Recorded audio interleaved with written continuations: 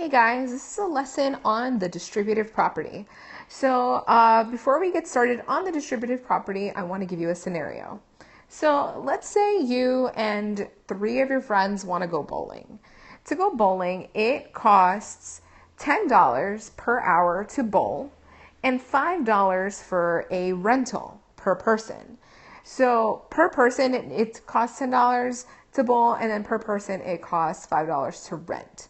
So given those prices, how much is it going to cost for all 4 of you to go bowling? So the first way of solving this is, of course, to add these two numbers up together. So 10 plus 5, and that's going to give you the total per person for bowling, right? And you have to multiply that number by 4 because it's you and 3 of your friends. So from here, using the order of operations, you have to do the parentheses first. So that's going to be 15, and you have to multiply that by 4. Figure out what 15 times 4 is, and you get 60, and that's going to be the total for you and your 3 friends. Well, there's another way of solving this. We could have left this separated. 4 times 5 plus 10, or 10 plus 5, right? And I switched the color just because I wanted you to see how the distributive property work. We could figure out what it costs in total to bowl for the hours. So it's going to be you and 4 of you. So we're going to be charged for that much, 4 times 10, plus the total for the shoe rentals. It's going to be 4 times 5. For the hours of bowling, it costs $40. And for the shoe rentals themselves, it costs $20. 40 plus 20 is also 60. So see, we created an equivalent expression. So this is equal to this, which is also equal to this. These are all equivalent expressions, but this side over here uses the distributive property.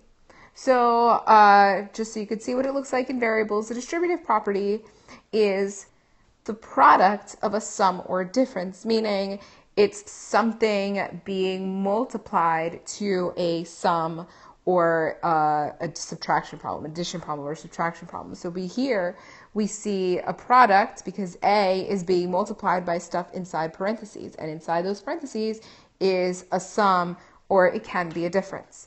So looking at the distributive property, what it states is you have to distribute this, exactly how it sounds, A to the B, and then you have to add the next one, which is going to be A to the C, so A times C, okay?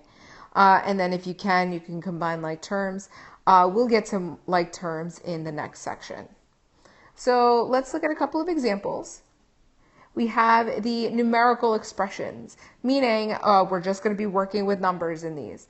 So instead of doing the order of operations which dictates that we have to do inside the parentheses first, let's do distribution first. So in this one, we're going to distribute the 3 to the 40 and the 3 to the 5. So 3 times 40 plus 3 times 5. And then evaluate that out. 3 times 40 is 120. 3 times 5 is 15. And then 120 plus 15 is 135. Okay? So you've done the distributive property before, but you might have seen that as standard multiplication. So it would be 3 times 45. 5 times 3 is 15, right? And then going to the next number, we have to add a 0. 4 times 3 is 120. And you see that these are the two same numbers that we added up here. All right, so let's see when we can actually use the distributive property to make things a little bit easier. So I already have it set up for you, but let's say that I want you to multiply 17 times 4. So instead of doing 17 times 4, which I don't know off the top of my head, I'll split up the number 17 into 20 minus 3. I know what 20 times 4 is. I know what 4 times 3 is. So using that, I'll make 17 times 4 a lot easier to figure out. So we have, to use a distributive property, 4 times 20, which is 80, and 4 times negative 3, which is negative 12. Negative 12 plus 80 is 68, right? Which was a lot easier to figure out than whatever 17 times 4 is in doing the long standard multiplication. Okay? Next, we're going to be doing variable expressions. Now, it's the same exact thing. You're distributing the product into the sum, or in this case, this is a difference for both cases. But we're just going to skip the last step of combining everything because we can't. Again, we'll get to like terms in the next section. So we're going to have to distribute the 8 to the x, so 8 times x. And then we're going to have to distribute that 8 to the negative 2. Remember, stop thinking these are subtraction signs. These are negative signs. After keep, change, change, this is a negative 2, right? So 8 times negative 2. 8 times x is 8x. And then 8 times negative 2 is negative 16. And then you're done, right? Because you can't combine 8x and negative 16. On the other side, it's not really convention to write your product on the right-hand side. However, you might see it happen. And this is just in case it does happen. You're just going to have to distribute from right to left instead of left to right. But whatever. So let's do it. 3 times negative 4x.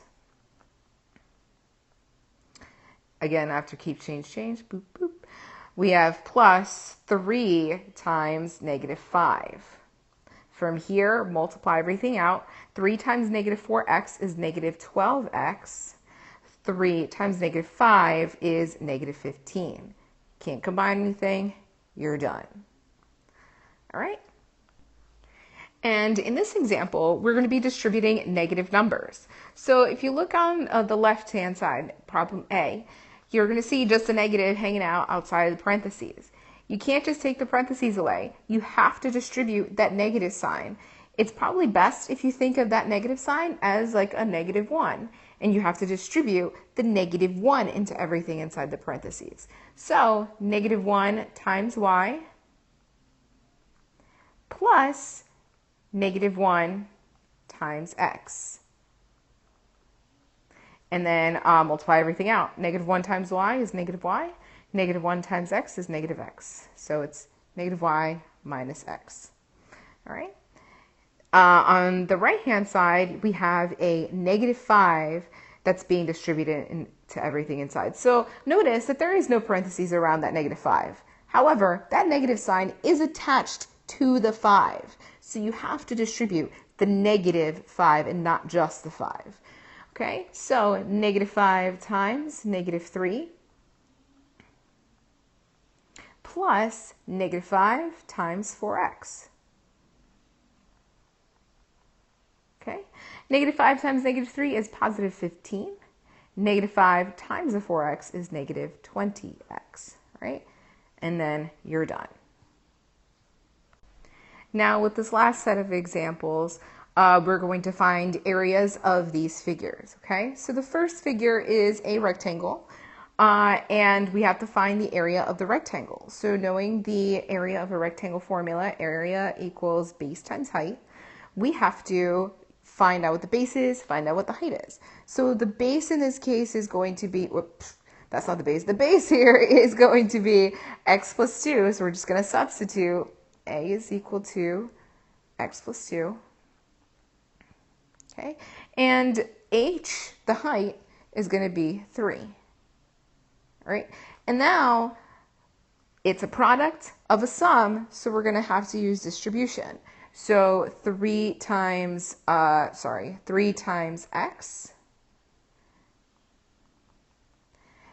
and plus 3 times 2. 3 times x is 3x, 3 times 2 is 6, and you can't combine them, so this is your area. Because we're talking about area, always remember your units. Because the units weren't given to you within the context of this problem, we're just going to say square units. Okay, and that's our solution.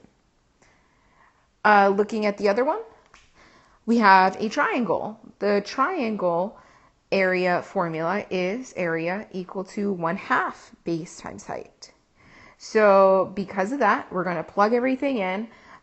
Area is equal to 1/2 times the base. The base in this case is 2x minus 5. So we're going to have to put that in parentheses. 2x minus 5. And the height in this case is 4. Looking at this, we're going to have two things to distribute. Or if we do a little bit of finagling, we're going to have one thing to distribute. We could distribute the half into everything inside the parentheses and then distribute the 4 into everything from the results of that. Or we could use the commutative property of multiplication to move some of these factors around. I'm going to move 4 and 1/2 next to each other. So it's going to be 1/2 times 4 times 2x minus 5. And then from here, half of 4 is 2. So 2 times 2x minus 5. And then here I would use the distributive property. Whoops. 2 times 2x, right, with the first arrow. And then 2 times -5 plus, whoops, 2 times -5. 2 times 2x is 4x. 2 times -5 is -10. And we're good.